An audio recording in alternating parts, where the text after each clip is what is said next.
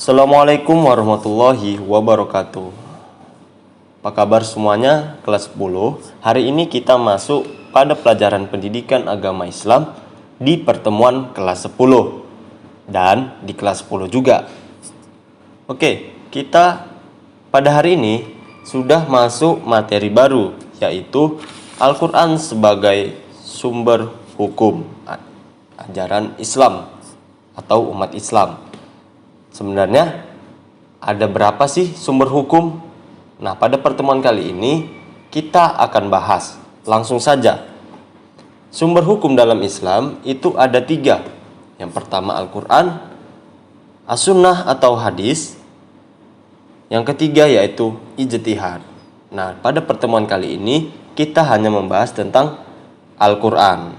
Di minggu berikutnya kita akan bahas tentang Sunnah, hadis, dan ijtihad. Kita lanjut. Definisi dari Al-Quran. Al-Quran secara bahasa berasal dari kata qoro'a, yaqra'u, qira'atan, Qur'anan, yang berarti sesuatu yang dibaca atau bacaan.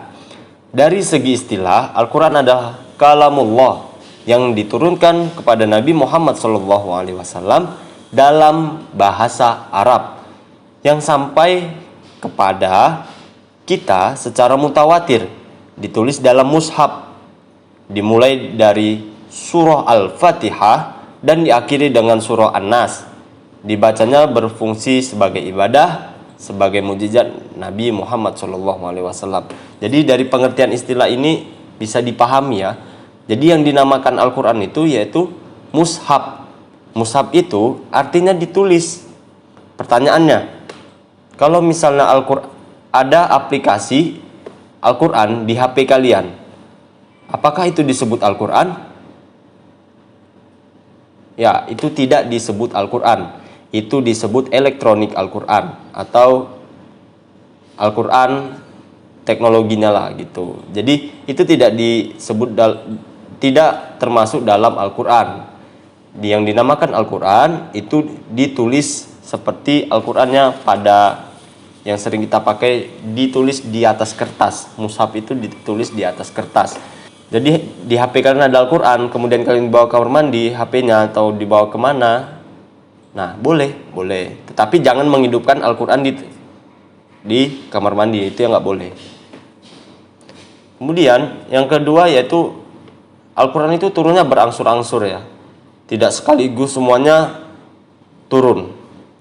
Nah, jadi berangsur-angsur, tidak sekaligus 6.666 ayat itu turun, dan tidak sekaligus semuanya 114 surah itu turun, tidak sekaligus 30 juz itu langsung turun, enggak, berangsur-angsur. Nah, pada masa siapa dibukukan Al-Quran itu? Pada masa Utsman bin Affan. Mulai dari surah Al-Fatihah dibukukanlah Al-Quran, dari Al-Fatihah sampai di An-Nas. Nah, hikmahnya itu agar kita mudah mengerti dan melaksanakannya, kemudian mudah dihafal, kemudian turunnya sesuai dengan peristiwa yang terjadi akan lebih mengesankan dan mudah dihayati. Maksudnya, di ayat-ayat tersebut tentulah sudah diskemakan, misalnya di surah Al-Maidah atau surah An-Nisa. Di surah An-Nisa itu banyak membahas tentang pernikahan, tentang wanita, karena Nisa sendiri itu artinya wanita. Oke. Contohnya seperti itu. Dan ayat-ayat berikutnya juga sama. Kemudian sebagai jawaban atas pertanyaan para sahabat.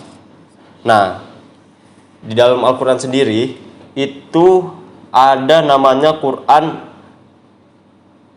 ayatnya ayat Makkiyah dan Madaniyah.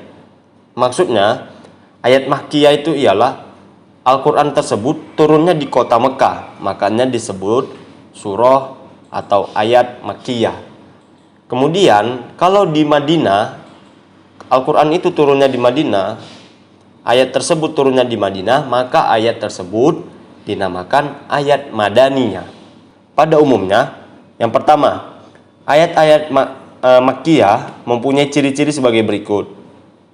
Yang pertama, umumnya pendek-pendek, ayatnya itu lebih pendek ya daripada surah Madaniyah.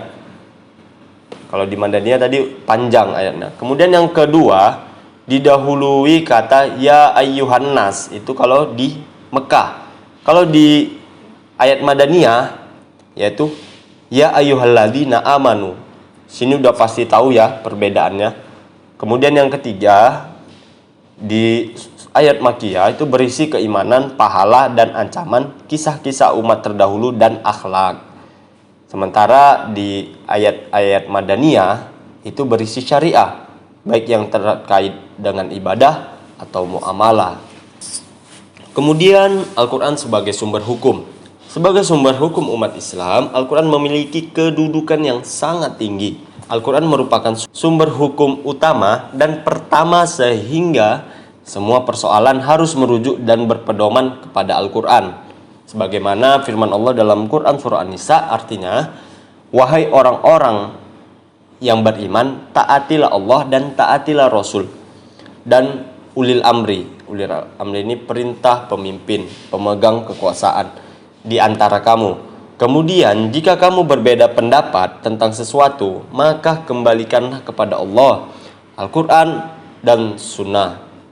Jika kamu beriman kepada Allah dan hari kemudian, yang demikian itu lebih utama bagimu dan lebih baik akibatnya. Jadi ini pedomannya. Jadi tingkatannya itu paling tinggi, nomor satu itu Al-Quran, kedua itu Sunnah atau hadis, dan yang ketiga itu ijtihad. Di ijtihad nanti kita akan bahas. Nah, isi yang terkandung dalam Quran itu secara umum itu meliputi prinsip-prinsip akidah syariah, ya, kemudian akhlak, kemudian yang kedua janji dan ancaman, yang ketiga sejarah-sejarah Nabi dan umat terdahulu, keempat berita tentang zaman yang akan datang, kelima prinsip-prinsip ilmu pengetahuan, dan yang keenam sunnatullah. Jadi secara umum ini keenam inilah meliputi dari isi Al-Quran. Nah, mungkin itu saja yang bisa saya sampaikan. Demikian pertemuan 10 ini. Tugasnya seperti biasa, resumlah kembali pertemuan ke-10 ini di buku catatan, kemudian difoto dan diupload pada link yang telah saya berikan. Itu saja untuk hari ini, dan saya akhiri. Assalamualaikum warahmatullahi wabarakatuh. Jangan lupa bersyukur hari ini.